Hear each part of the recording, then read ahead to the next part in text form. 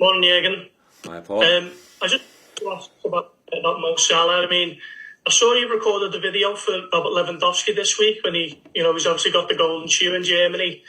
I think you're on record as saying he's the best player that you've ever coached. I mean, obviously they're different players, but how does Mo compare to him in terms of the mentality to just be the absolute best that they can be? Because they're obviously two of the best goal scorers in European football, and you've obviously coached both of them for a number of years.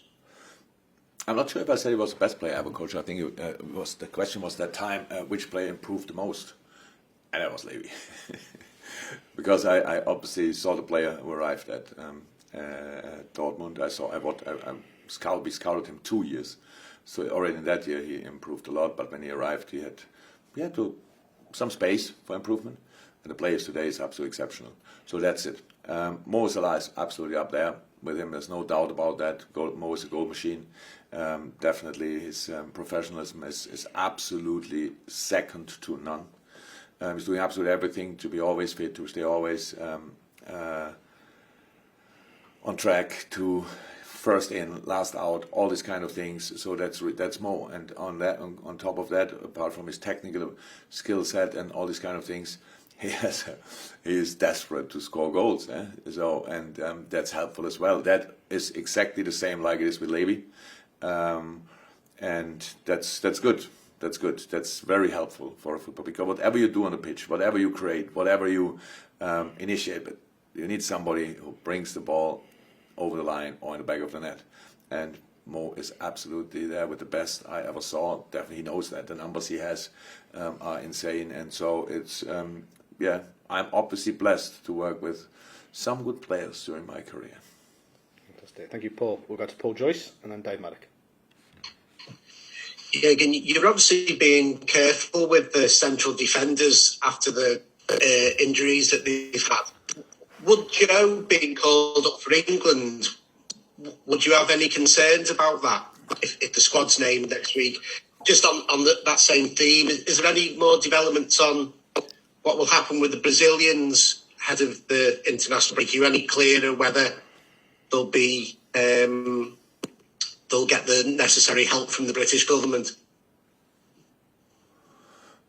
Okay, let's start with the second part of the question. Not as far as I know, nothing new. So the rumors I know as well. What we could read yesterday in newspapers already, right? Was it with the 5 days and stuff like this?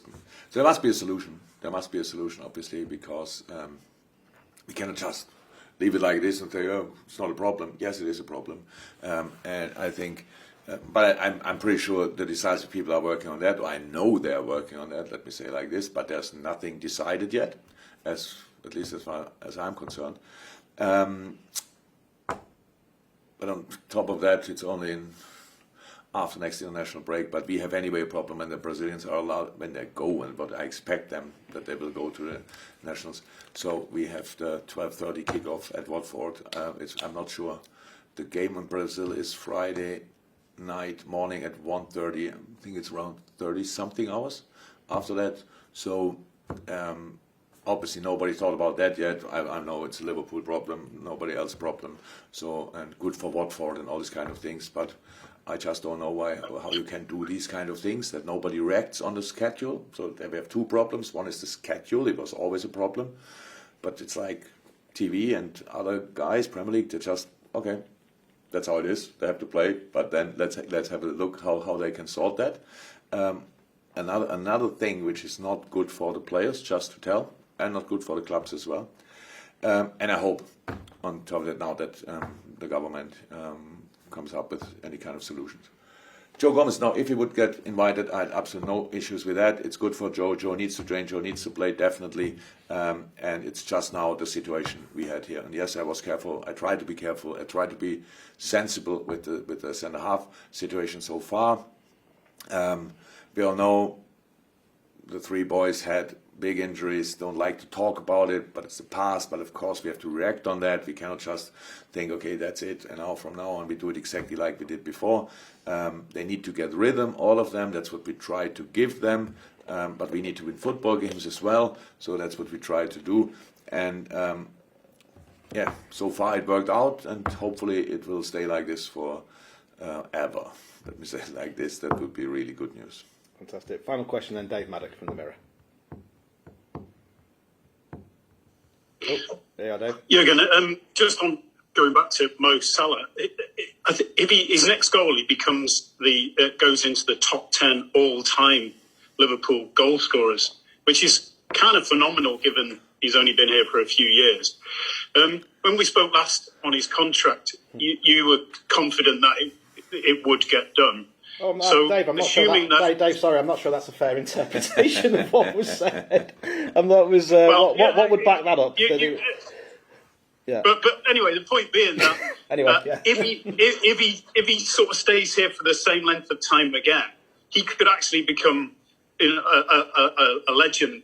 Could surpass even Ian Rush and Roger Hunt, which I think puts in. What do you think about what he can achieve? Because obviously he still has a huge amount left at Liverpool to achieve. Yeah. What can I say? Did Mo expect when he arrived here that he can achieve these numbers? Maybe yes. Did I expect it? No, because you can expect it, because you shouldn't expect it, because it put kind of pressure on the player. But he made massive steps since he arrived here.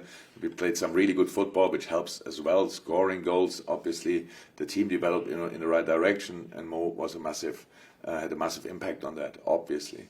And all the rest, I don't know. So nobody should expect these kind of numbers, because you never know what can happen. You have to stay fit, and everything needs to go in the right direction. So that's all true. But I could not be more positive about the things Mo achieved so far already. But obviously, we are much more concerned about what can we achieve in the future. And we are in that season, and he is in a good moment, in a good shape, good mood, all these kind of things. So that's helpful. Obviously, he works hard, adapted to some changes we made in our setup, in the way we play and stuff like this. Really well, enjoys it even, and so that's all good and all positive. Nothing else to say.